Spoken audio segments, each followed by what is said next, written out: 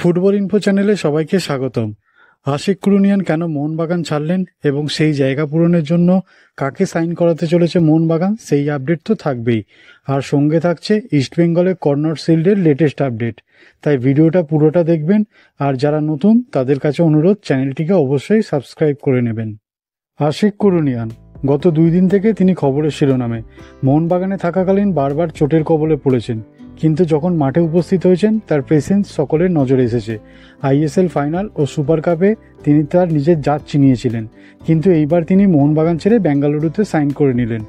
আর এইখান থেকে মোহন জনতার মনে ক্ষোভ ও সংশয় জাগতে শুরু করে। আশিক আগে বলেছিলেন ম্যানেজমেন্ট চাইলে তিনি মোহনবাগানে থেকে যাবেন।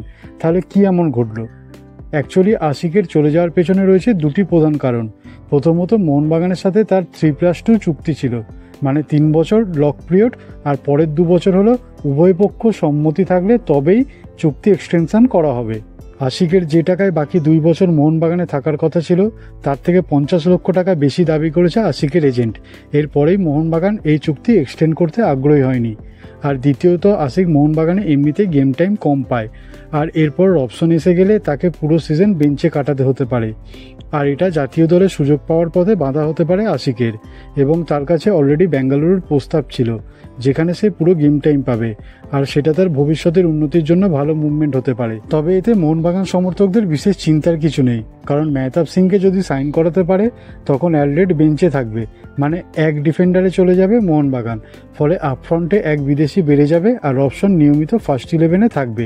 এদিকে রবসনে কিন্তু লেফট উইঙ্গারের প্লেয়ার, ফলে লিস্টনকে তখন বেঞ্চে থাকতে হতে পারে। আর এই রকম পরিস্থিতিতে আশিকের কোনো প্রয়োজনই পড়ছে না। এছাড়া হায়দ্রাবাদ এফসির উইঙ্গার আব্দুল রবিকে সাইন করাতে চাইছে মোহনবাগান। তাছাড়া কিয়ানও ফিরতে আগ্রহী, তাই মোহনবাগানও কিয়ানকে নিয়ে আলোচনা শুরু করেছে। তবে কিয়ানের পথের কাঁটা হয়ে দাঁড়াচ্ছে তার ট্রান্সফার ফি, কারণ চেন্নাইয়ের সাথে তার 2027 পর্যন্ত চুক্তি আছে। তাই তাকে নিতে গেলে মোহনবাগানকে ভালো মতো ট্রান্সফার ফি দিতে হবে।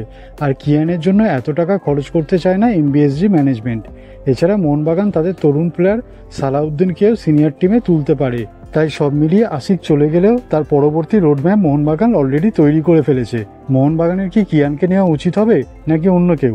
আপনাদের কি মতামত অবশ্যই কমেন্ট করে জানাবেন।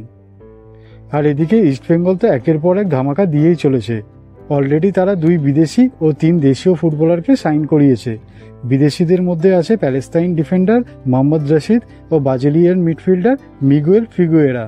এছাড়া দেশীয় player Edmund Lalrindika join as a striker, Bipin Singh as a winger, আর Ramsanga Taichun as a midfielder. এরপর আবার একটা গুঞ্জন শোনা যাচ্ছে চেন্নাই এফসির স্কটিশ মিডফিল্ডার কর্নাল শিল্ডকে দলে নিতে আগ্রহী ইস্টবেঙ্গল। তবে খবরটি একদমই সত্যি। অলরেডি কর্নাল শিল্ডকে ডবল স্যালারি অফার করেছে ইস্টবেঙ্গল, কিন্তু ইস্টবেঙ্গলের মিডফিল্ডে অলরেডি মিগুয়েল, রামসাঙ্গা ও মেহেদী তালাল রয়েছে। এরপর আবার কর্নারকে নেওয়ার ব্যাপারটা ঠিক বোধগম্য হচ্ছে না। তবে যাই হোক, কর্নার ইস্টবেঙ্গলের প্রতি ইন্টারেস্ট দেখায়, তবেই 2025-26-এ লাল হলুদ জার্সি গায়ে কর্নারকে দেখতে পাওয়া যাবে। তবে কর্নারকে নিয়ে ইস্টবেঙ্গল কেন এত তৎপরতা দেখাচ্ছে, আপনাদের মতামত অবশ্যই কমেন্ট করে জানাবেন। আজকের মতো ফুটবল আপডেট এখানেই শেষ করলাম। আর পরবর্তীতে ফুটবলের সমস্ত রকম আপডেট পেতে চ্যানেলটিকে অবশ্যই সাবস্ক্রাইব করবেন। ধন্যবাদ।